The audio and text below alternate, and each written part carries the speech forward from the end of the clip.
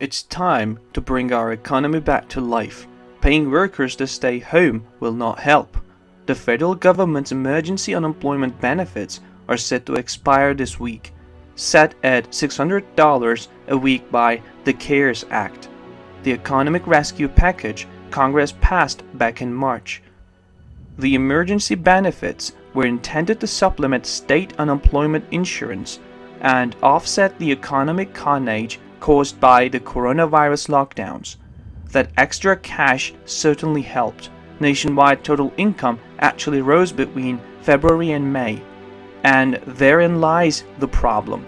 Thanks to those bonus unemployment benefits, millions of Americans make more money staying at home than they would if they returned to their old jobs or found new ones. Extending those benefits would slow our economic recovery and potentially consign millions of Americans to long-term unemployment, which could lower their earnings permanently. Those are among the conclusions of a new study from the Gallen Institute. The authors calculate that if the $600 a week bonus were extended, nearly 2 of every 3 jobless Americans would stay out of the labor force in order to keep collecting the benefit.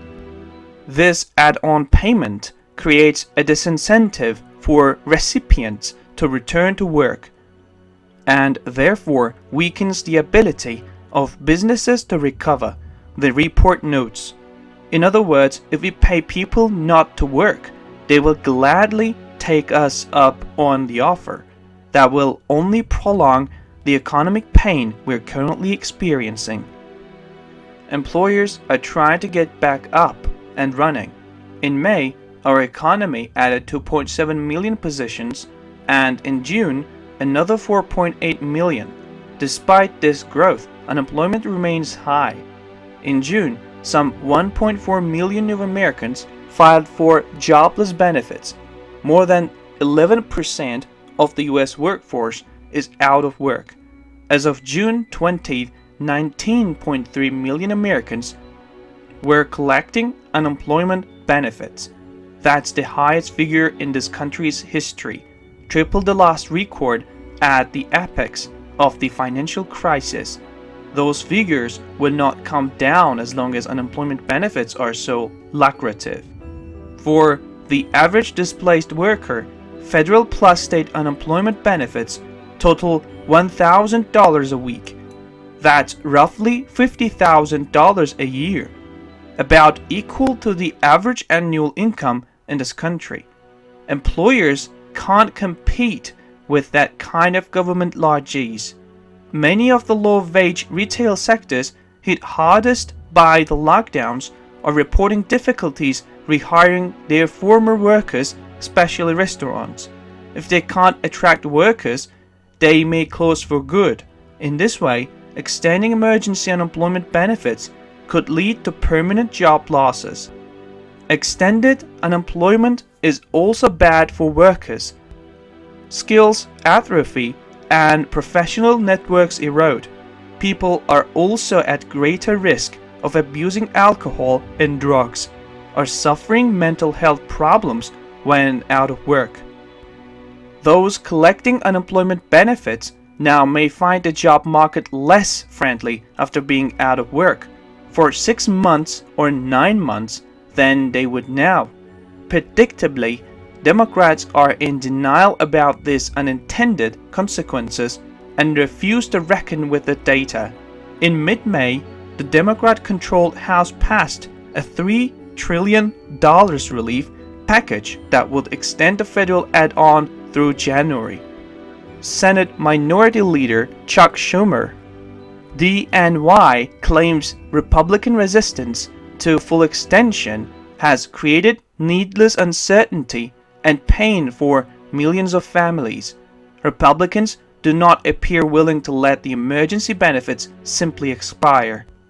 They are currently, as of this writing, debating whether to replace the $600 per week supplemental unemployment benefit with a roughly 70% match of a worker's wage before they lost their job, or a lower weekly federal supplement of say $200.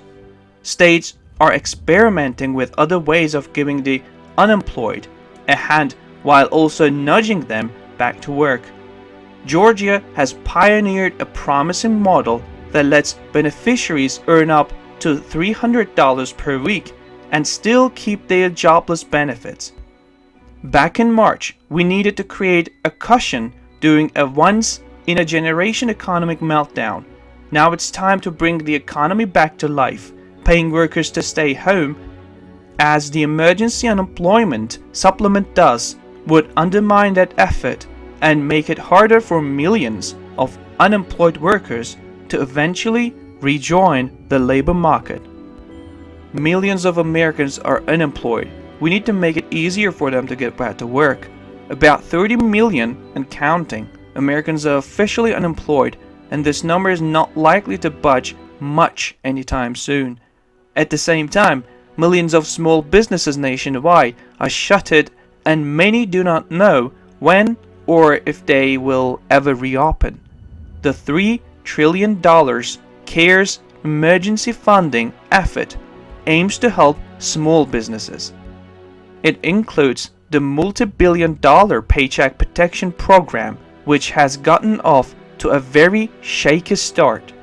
The PPP loans are meant to keep businesses afloat and especially to help employers of small enterprises keep their staff on the payroll. If they do so, the loans may be forgiven. But for many small businesses, the loans have been impossible to get, meeting the Small Business Administration's paperwork requirements can be daunting, and many applications are refused or lost. Well-connected large businesses, including many that do not need the money, have had an easier time of it getting a large portion of the funds. The Fiesta Restaurant Group, for example, has a market cap of $189 million and 10,000 employees. They received $15 million from PPP. Hotel and restaurant chains were mysteriously exempt from the PPP's 500 employee limit. However, after the public reacted to the PPP's funding of large firms, they were appropriately embarrassed, and to their credit, they returned the money. Future funding should be restricted to small businesses, period. If this $349 billion PPP program, with an additional $320 billion recently added, comes to be seen as bailing out big corporations while the local hardware store and corner restaurant go under, a backlash is inevitable and justified. There are two other pieces of pending legislation that will help small businesses get back on their feet. First, any small business willing to restuff and get to work should be allowed to do so without fear of litigation related to COVID-19 exposure. As long as the business follows the federal safety guidelines to reopen, they should be free to go about their business without being worried about getting sued over coronavirus issues.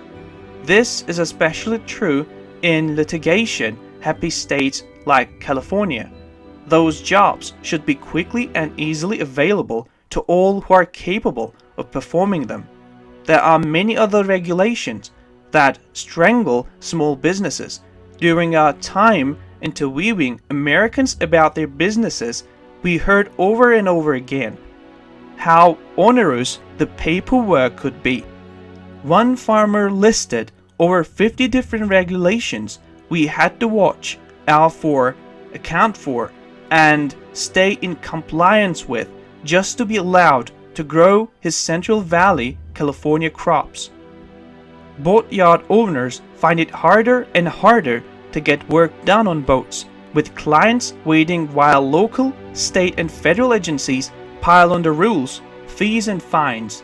There are regulations that require chemical testing of wooden children's furniture, regulations that have classified backyard puddles as federally controlled wetlands, even regulations dictating the size of olives and apricots.